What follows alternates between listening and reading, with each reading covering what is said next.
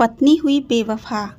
राकेश काफ़ी गरीबी में दिन गुजार रहा था। सारे दिन मेहनत मजदूरी करके जो कुछ उसे मिलता था उससे सिर्फ उसके परिवार का खर्च ही पूरा हो पाता था। एक तरफ तो राकेश को चारों ओर से गरीबी की चादर लपेट रखा था, ऊपर से उसके यहाँ 4 बेटियां पैदा हो गई थी। गुजरते वक्त के साथ साथ बेटियां जवानी की दहलीज पर पैर रख चुकी थी, लेकिन पैसे के अभाव में वह अपनी एक भी बेटी के हाथ पीले नहीं कर सका।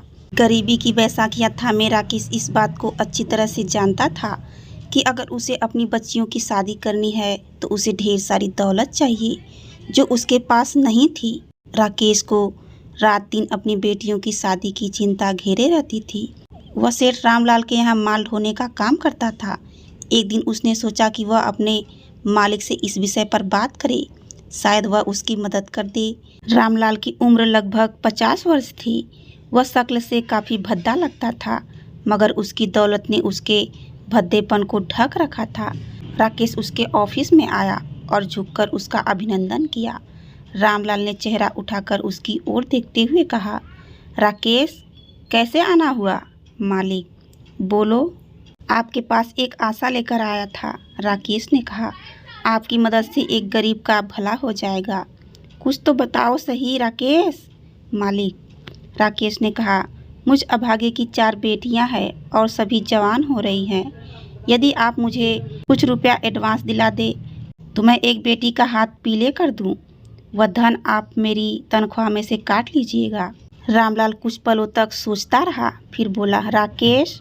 जी मालिक, बैठो। राकेश डरता हुआ सा सामने पड़ी कुर्सियों में से एक पर बैठ गया। रामलाल ने अपने सामने रखे इंटरकॉम का एक बटन दबाया और कहा, 2 चाय भिजवा दो। रामलाल की इस रूप को देखकर राकेश मन ही मन बौखला गया। उसको समझ ही नहीं आया कि यह सब क्या है। वह उसके लिए चाय क्यों मंगवा रहा है। बात राकेश की समझ में नहीं आई, क्योंकि उसने सुन रखा था कि रामलाल अपने सामने किसी को बैठना भी पसंद नहीं करता। फिर उसे बैठने के लिए क्यों कहा? क्यों उसके लिए चाय मंगवा रहा है? ऐसे ही ढेर सारे सवाल तूफान की तरह मथने लगा। वह विचारों में खोया हुआ था। तभी एक नौकर सुंदर सी केतली में चाय रखकर चला गया। पास ही 2 कप रखा गया था। सेठ रामलाल ने अपने हाथों से चाय बनाई, एक कप राकेश की ओर बढ़ाया। लो राकेश, चाय पियो। मालिक, राकेश ने कहा, मैं भला आपके सामने कैसे पी सकता हूँ? कहा महाराज भोज और कहाँ गंगू तेली। या आप क्या कर रहे हैं? आपके पास अपनी एक छोटी सी दरख्वास्त लेकर आया हूँ। आपके लिए यह कोई बड़ी बात नहीं है। राकेश, जी मालिक। तुम बेफिक्र होकर चाय पियो, रामलाल ने कहा। बाद में वह उस विषय पर बातें करेंगे। डरते डरते राकेश चाय पीने लगा। ट्रे में बिस्किट रखे थे, मगर उसने उसमें से कोई बिस्कुट नहीं ली। उसने अपने जीवन में कभी यह नहीं सोचा था कि वह एक दिन सेठ रामलाल के साथ बैठकर चाय पी सकता है, जिसके कई मिल हैं और न जाने कितने किस्म के व्यापार हैं। चक्कर उसकी समझ में नहीं आया। एक बार उसने यह अवश्य सोचा था कि कहीं ऐसा न हो सेठ रामलाल, जो कि विधुर है, अपने साथ उसकी बेटी का विवाह करना चाहता हो। लेकिन अपने इस ख्याल को उसने अपने दिल में से निकाल दिया। भला उसके ऐसे भाग कहाँ कि जो उसकी बेटी इतने बड़े घर में चली जाए। इसी कश्मकश में उसने चाय का कप खाली करके वापस ट्रे में रख दिया। रामलाल ने भी चाय समाप्त कर ली थी। उसके बाद रामलाल ने राकेश की ओर देखते हुए कहा, राकेश। जी मालिक, शायद आप यह जानते होंगे कि गत वर्ष हमारी पत्नी का स्वर्गवास हो गया था। रामलाल ने बात प्रारंभ करते हुए कहा। जी मैं जानता हूँ राकेश जी, रामलाल ने कहा। हमारे पास बेपनाह दौलत है, लेकिन कोई बारिश नहीं है। बस एक हमारा छोटा भाई है। जब तक इस धन का उपभोग करने वाला कोई न हो, तब तक यह सब बेकार है। जी मैं जानता हूँ। आप अपनी बेटी से जाकर बात कीजिए, रामलाल ने कहा। यदि वो हमारे घर की लक्ष्मी बनना कबूल करे तो हमें प्रसन्नता होगी। और हाँ, आप एक बात भली भांति समझ लें कि आप पर किसी भी किस्म का कोई दबाव नहीं है। अगर वह स्वेच्छा से इस बात को स्वीकार करेगी तो हम आपको इतना धन देंगे कि न केवल आपकी हालत सुधर जाएगी, बल्कि आप अपनी बाकी की 3 बेटियों का विवाह भी बड़ी शान से कर सकेंगे। जी जी जी। राकेश हकलाता हुआ बोला। अब आप आराम से घर जाइए और अपने बच्चों से बातें कीजिए। यदि हमारी बात उन्हें ठीक लगे तो सुबह घर पर आ जाइए, बाकी बातें वहीं होगी। जी। और राकेश वहाँ से उठकर चला गया। उसके चले जाने के बाद रामलाल अपने ऑफिस में कार में लग गया। राकेश प्रसन्नता से चलता हुआ अपने घर पर आया। उसने आते ही अपनी पत्नी से वह सब बातें कह दी जो रामलाल ने उससे कही थी। रामलाल की तरह उसकी पत्नी भी प्रसन्न हुई। उसे लगा कि उसकी मुसीबत के दिन खत्म हो गए, लेकिन अगले ही क्षण उसने कहा, निशा से तो पूछ लो, बुलाओ उसे। निशा को उन्होंने वहीं बुला लिया।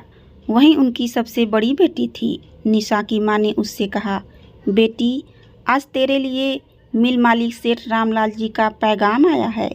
उसकी उम्र जरूर ज़्यादा है, लेकिन जिन लोगों के पास धन होता है वो कभी बूढ़े नहीं होते। फिर भी उन्होंने यह कहा है कि आप लोग अपनी बेटी से पूछ ले। हाँ, मैं अपनी ओर से यह कहूँगी, यदि तुम उनके साथ शादी की हाँ कर लोगी तो न केवल हमारे दिन फिर जाएंगे, बल्कि तुम्हारी बाकी तीनों बहनों के रिश्ते भी समय से अच्छे परिवार में हो सकेंगे। तुम खूब अच्छी तरह से सोच लो, हमें सुबह तक बता देना। माँ ने काफ़ी प्यार भरे अंदाज से कहा। मम्मी। हाँ बोलो बेटी, इसमें सोचना क्या है, निशा ने कहा। यदि मैं सेठ रामलाल जी से शादी कर लूं और उनकी पत्नी बन जाऊं तो निश्चित ही हमारे परिवार की दरिद्रता दूर हो जाएगी। इसमें मुझे कोई ऐतराज नहीं। अपने परिवार की खातिर मैं यह बलिदान देने के लिए तैयार हूँ। राकेश और उसकी पत्नी ने बलिदान शब्द ध्यान ही नहीं दिया। वे दोनों बेटी की स्वीकृति पाकर प्रसन्न हो गए। उनकी आंखों के सामने नोटों का ढेर घूम गया था। अगले दिन राकेश सुबह 9 बजे सेठ रामलाल जी की कोठी पर पहुंचा। द्वारपाल ने उसे अंदर जाने के लिए नहीं रोका। वह जानता था कि वह सेठ जी के यहाँ काम करता है और किसी काम से आया होगा। वह लान की ओर बढ़ गया। सेठ रामलाल जी लान में बैठा चाय पी रहा था। उसके हाथ में सुबह का समाचार पत्र था। उसके पास पहुंचकर राकेश ने नमस्ते की। उसकी नमस्ते का उत्तर देते हुए रामलाल ने उसके सामने पड़ी कुर्सी पर बैठने का संकेत किया। राकेश सामने बैठ गया। सेठ रामलाल के पास उसका छोटा भाई राहुल बैठा था। उम्र यही होगी 17-18 वर्ष। बेहद खूबसूरत नौजवान, अंग अंग गठीला व कसरती। रामलाल ने राहुल से चाय बनाने को कहा। राहुल ने चीनी दूध प्याले में डालकर चाय की पत्ती के ऊपर से पानी डाल दिया और प्याले में चम्मच लगाकर प्याला उसकी ओर बढ़ा दिया। राकेश चाय पीने लगा। रामलाल ने कुछ देर बाद समाचार पत्र एक ओर रख दिया और फिर उसकी ओर मुखादित होते हुए कहा, कहिए आपका क्या विचार है। जी मैं तैयार हूँ, राकेश ने कहा। हमने स्वयं निशा से पूछ लिया है, उसे भी कोई ऐतराज नहीं है। गुड। जब राकेश ने यह चाय समाप्त कर ली तो रामलाल राकेश को अपने साथ अंदर ले गया। अंदर आकर उसने राकेश को 2 लाख रुपए दिए और ढेर सारा ज्वेलर दिया और साथ ही साथ यह भी कहा, आप तैयारी कीजिए और आज से ही हमारी दूसरी कोठी में चले जाइए, वह खाली पड़ी है। सेठ जी, यह सब कुछ मैं कैसे लूँ, राकेश ने कहा। मैं बेटी वाला हूँ, बेटी वाले लेते नहीं देते हैं। आप चिंता ना कीजिए, रामलाल ने कहा। आप ऐसा कुछ मत सोचिए, मेरे पास अथाह दौलत है, इसमें 2-4 10-20 लाख निकलने से कोई फर्क नहीं पड़ता। जी, आप आराम से अपनी तैयारी कीजिए। हमारे नौकर आज ही आप लोगों को हमारी दूसरी कोठी में पहुंचा देंगे। कोठी पर आवश्यकता की हर चीज़ आपको मौजूद मिलेगी। बाकी 2-4 लाख रुपए कल आपके यहाँ पहुंच जाएंगे। सेठ रामलाल जी का ससुर बनने लायक अपने आप को बनाइए। पैसे की कोई चिंता मत कीजिए। जी जी। और हाँ, रामलाल ने कहा, अब आपको फैक्ट्री जाने की आवश्यकता नहीं है।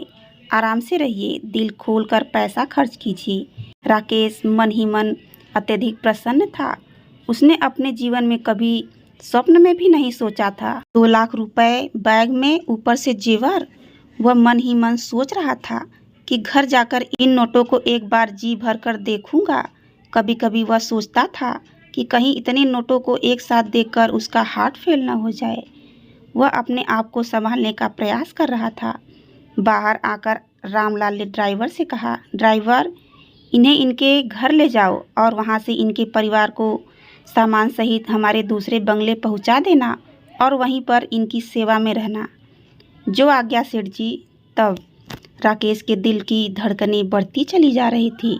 उसे लगा यह सब स्वप्न है, हकीकत से इसका कोई संबंध नहीं है। राकेश ने अपनी उंगली दांत के नीचे देकर दबाई। दर्द हुआ तो वह समझ गया कि यह स्वप्न नहीं बल्कि हकीकत ही है। ड्राइवर ने गाड़ी के पीछे का द्वार खोला और राकेश पीछे वाली सीट पर बैठ गया।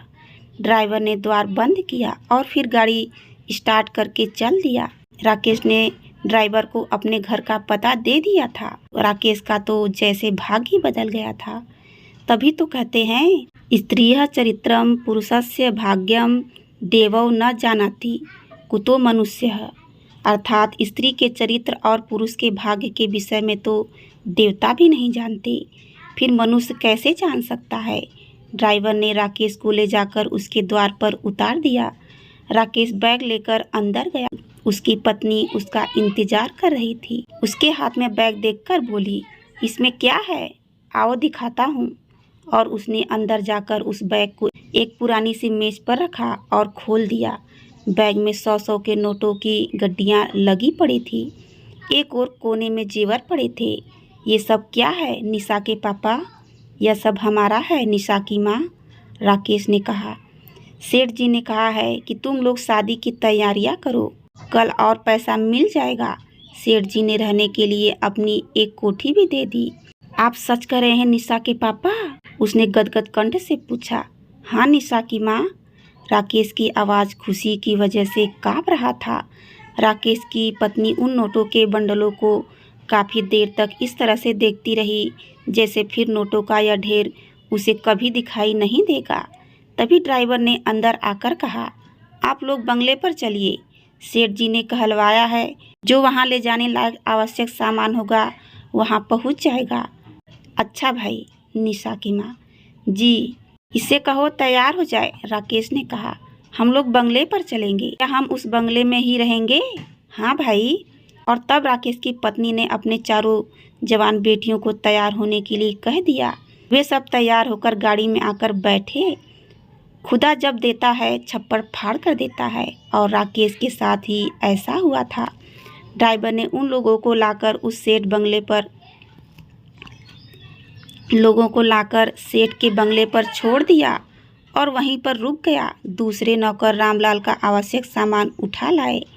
राकेश की पत्नी और लड़कियां पागलों की भांति महलनुमा बंगले को देख रही थी। उनमें से किसी को भी यह विश्वास नहीं हो पा रहा था कि यह सब सच है। उनकी नज़र में यह सब स्वप्न था। तभी वहाँ एक आदमी आ गया। उसने राकेश को 2-3 दुकानों के पते बताए और कहा, इन दुकानों से आप लोग आवश्यकता की सभी चीज़ें जितनी आवश्यकता हो खरीद लें। सेठ जी ने फ़ोन कर दिए हैं। अच्छा भाई। और इस तरह से 3-4 दिन तक वे खरीदारी करते रहे। कल तक जो राकेश मामूली मजदूर था जिसे कोई जानता नहीं था, आज सेठ राकेश कहलाने लगा। उन सब के ठाठ निराले थे।